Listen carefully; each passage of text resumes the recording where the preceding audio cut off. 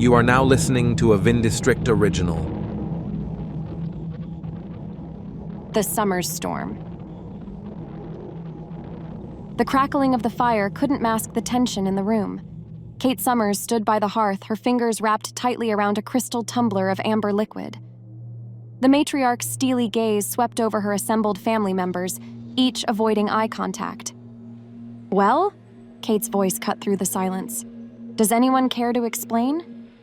Andrew Summers, Kate's eldest son, cleared his throat. "Mother, I'm sure there's a perfectly reasonable..." "Reasonable," Kate scoffed. "There's nothing reasonable about embezzlement, Andrew." The accusation hung in the air like a toxic cloud. Andrew's wife, Rebecca, gasped softly, her perfectly manicured hand flying to her throat. Kate's youngest daughter, Melissa, spoke up from her perch on the antique chaise lounge. "Mother, surely you don't think one of us..." $10 million, Kate interrupted, her voice as sharp as a blade. $10 million missing from the Summers Foundation. Our family's legacy. The matriarch's eyes narrowed. And it's an inside job. The Summers family had built their fortune in pharmaceuticals, but their charitable foundation was Kate's pride and joy. The idea that someone within the family had stolen from it was unconscionable. "I've called you all here tonight because I want answers," Kate continued, "and no one is leaving until I get them." As if on cue, a clap of thunder shook the windows of the sprawling manor house. Rain lashed against the panes, mirroring the storm brewing inside. Andrew rose from his seat, pacing the room. "Mother, this is ridiculous. We're your children, your family. How could you accuse us?" Kate's laugh was devoid of humor. "Family? Is that what we are?" She took a sip of her drink. "Tell me, Andrew, how's that gambling habit of yours? Still under control?"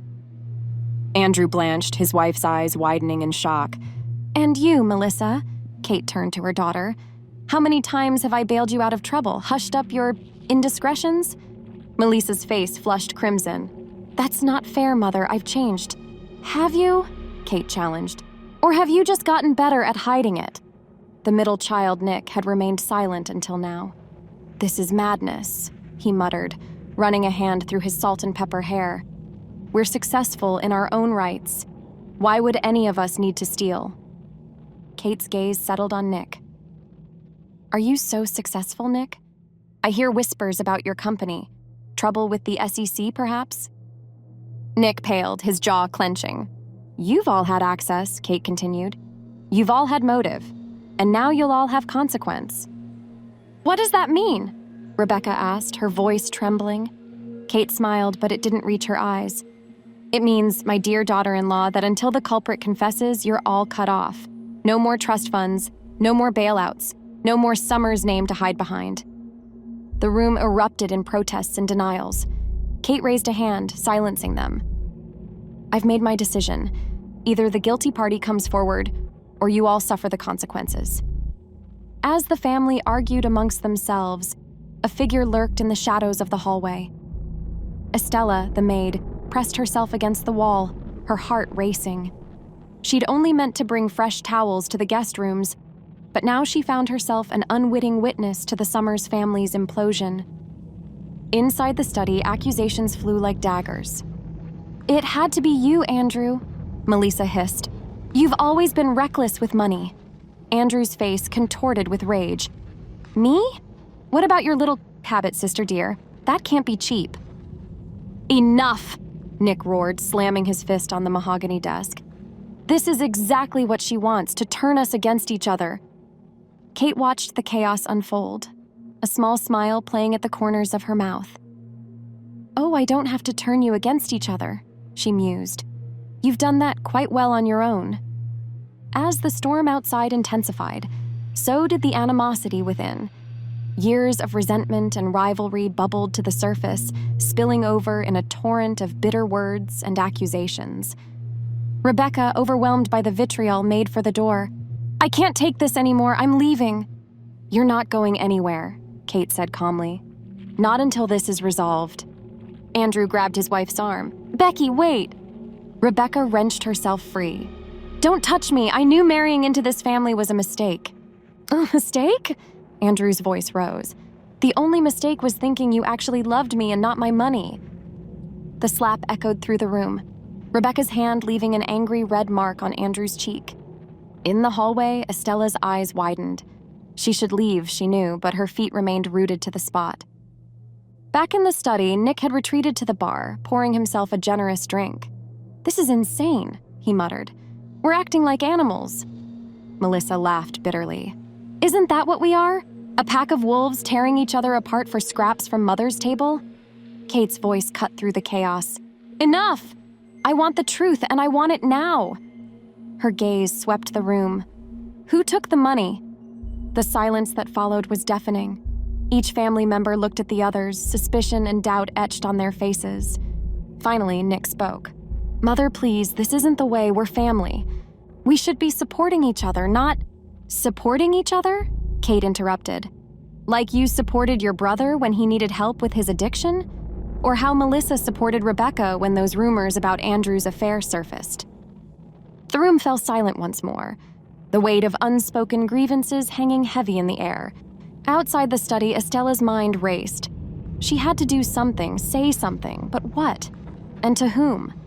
Inside, Kate moved to the desk, pulling out a thick manila envelope. "Since none of you are willing to come clean, perhaps this will jog your memories." She began laying out documents, bank statements, emails, photographs. The evidence of her children's misdeeds and secrets laid bare.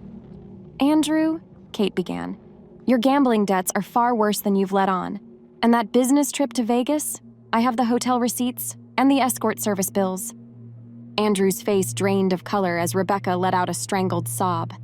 "Melissa," Kate continued, "those donations you've been making to the foundation, did you think I wouldn't notice they coincided perfectly with your purchases?" Melissa sank into a chair, her head in her hands. "And Nick," Kate's voice softened, almost sympathetic. "Insider trading, really? I expected better from you." Nick knocked back his drink, his hand shaking. "You've been spying on us?" Rebecca asked, her voice barely above a whisper. Kate's laugh was cold. "Spying. My dear, I've been protecting you, protecting this family's legacy from your collective idiocy." The room fell into stunned silence. Outside, the storm raged on, a fitting backdrop to the tempest within. Estella, still hidden in the hallway, felt her chest tighten. This was wrong. All of it. She had to do something. Taking a deep breath, Estella stepped into the doorway of the study. "Mrs. Summers?" All eyes turned to her, a mixture of surprise and irritation on their faces. "Estella?" Kate frowned. "What are you doing here?" Estella's heart raced, but she stood her ground. "I'm sorry, ma'am, but I couldn't help overhearing, and I know who took the money." The room erupted in chaos once more, each family member demanding answers. Kate silenced them with a raised hand, her gaze fixed on Estella. "Well?" the matriarch prompted. "Who was it?" Estella took a deep breath. "It was you, Mrs. Summers." The accusation hung in the air for a moment before laughter erupted from Kate. "Me? Don't be ridiculous, girl. Why would I steal from my own foundation?" "Because it's not stealing if it was never real to begin with," Estella replied, her voice gaining strength. "I've been working here for years, Mrs. Summers. I've seen the books. The foundation. It's a shell. A front." The family members exchanged confused glances as Estella continued. "The money was never there to begin with. It's all been a lie." Kate's face hardened. "You have no idea what you're talking about." "Don't I?" Estella challenged. "I think you've been using the foundation to launder money, and now with the authorities closing in, you needed a scapegoat, or several." The room fell silent as the implications of Estella's words sank in. Kate's children looked at their mother, years of manipulation and deceit suddenly coming into focus. "Mother?" Andrew's voice was barely audible. "Is this true?" Kate's mask of control finally cracked. "You ungrateful brats," she hissed. "Everything I've done for this family, to protect our legacy." "By lying? By pitting us against each other?" Melissa's voice shook with anger and disbelief. As the reality of the situation settled over the family, the sudden crash of shattering glass echoed from a nearby room. Kate's head snapped towards the sound, her eyes widening in panic. "What have you done?" she demanded, rounding on Estella. The maid stood her ground, a cold smile playing on her lips. "What should have been done years ago, Mrs. Summers. Before Kate could respond, the thunderous boom of the main door being kicked open reverberated through the house. Heavy footsteps and gruff voices filled the air. Kate's face drained of color, a flash of recognition in her eyes. "Estella, you wouldn't—" "I would." Estella cut her off, years of pent-up anger finally surfacing. "You destroyed my family when you seduced my husband. Now it's your turn to lose everything." As shadows of approaching figures loomed in the hallway, Estella felt a grim satisfaction. She realized that sometimes the greatest act of justice is delivered not by the law, but by those who've been wronged. Follow Vindistrict Talks for weekly stories.